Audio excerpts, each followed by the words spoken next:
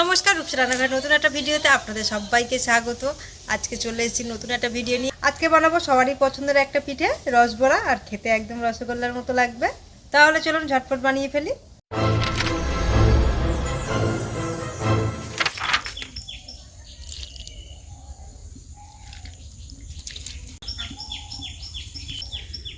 বিউলির ডালটা 2 ঘন্টা আগে ভিজিয়ে রেখেছিলাম। এই 2 ঘন্টা পরে এই যে এত বড় বড় হয়ে ফুলে গেছে। এইবারে ধুয়ে পরিষ্কার করে নিয়ে এইবারে বেটে নেবো। আমরা এখানে 300 গ্রাম বিউলির ডাল নিয়েছি, ওই জন্য অনেকটা হয়েছে।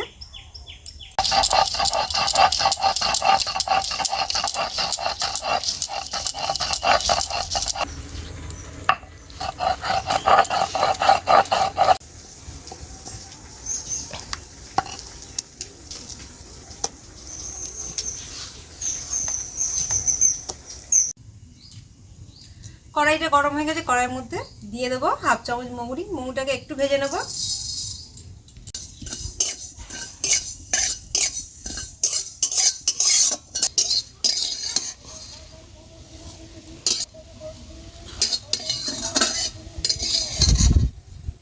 মশলাটা ভাজা হয়ে গেছে। এইবারে রস বড়ার জন্য হাঁড়ি বসিয়ে দিয়েছি। রসটা প্রথমে বানিয়ে নেব। প্রথমে দিয়ে দিচ্ছি গুড়। গুড়টা খুব মোটা, এর মধ্যে জল দিয়ে দেবো। এইবারে দিয়ে দেবো জল।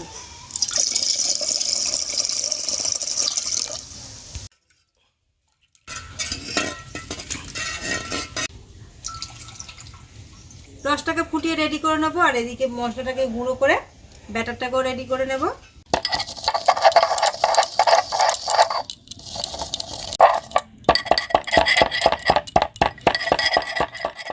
গুঁড়ো হয়ে গেছে, এবার এর মধ্যে দিয়ে দেবো। এইবারে এটাকে 10 মিনিট ধরে খুব ভালো করে ফেটাবো। ফেটাতে ফেটাতে যখন ডালটা ফুলে উঠবে, পিঠেটাও খুব সুন্দর হবে।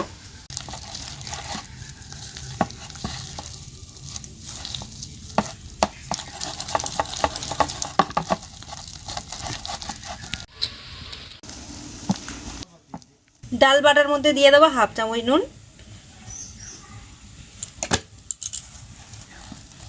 এইবার এটাকে ফেটিয়ে নেব ভালো করে। 10 মিনিট এইভাবে ফেটিয়ে নিয়েছি। আমাদের এই মাখাটা রেডি হয়ে গেছে। এইবারে ভাজবো। আর ওদিকে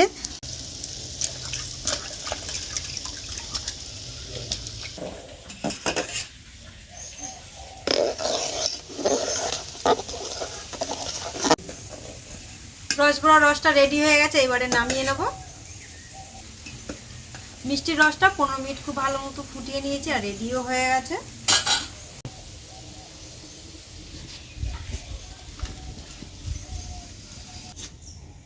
এইবারে কড়াইতে তেল দিয়ে দেবো।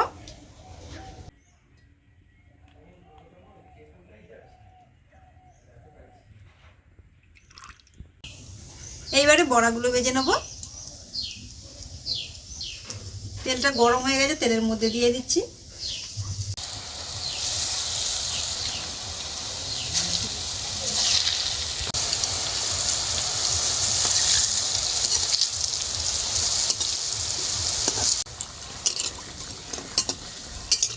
প্রথমে এই কটা ভাজা হয়ে গেছে, নামিয়ে নিচ্ছি। কড়াই থেকে তুলে নিয়ে গরম গরম রসের মধ্যে দিয়ে দেবো।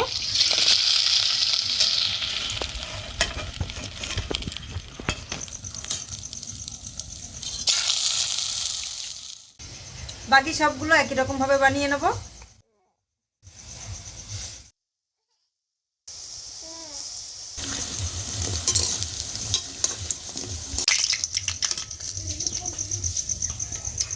আরও কিছু বড়া এই ভাজা হয়ে গেছে, দিয়ে দিচ্ছি রসের মধ্যে।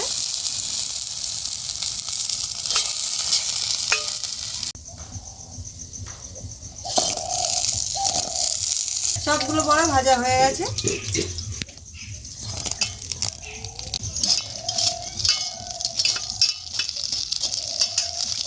এইভাবে 1 থেকে 2 ঘন্টা রেখে দিলে রসগুলো এর মধ্যে খুব ভালোভাবে ঢুকে যাবে।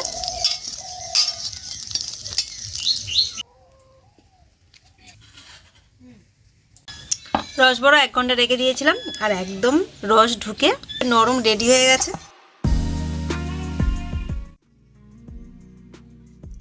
তাই নরম হয়ে গেছে, টাচ করলাম, ঢুকে গেল। আমাদের রসবড়া রেডি হয়ে গেছে, খুব সুন্দর লাগছে না? রসবরা থেকে রস পড়ছে।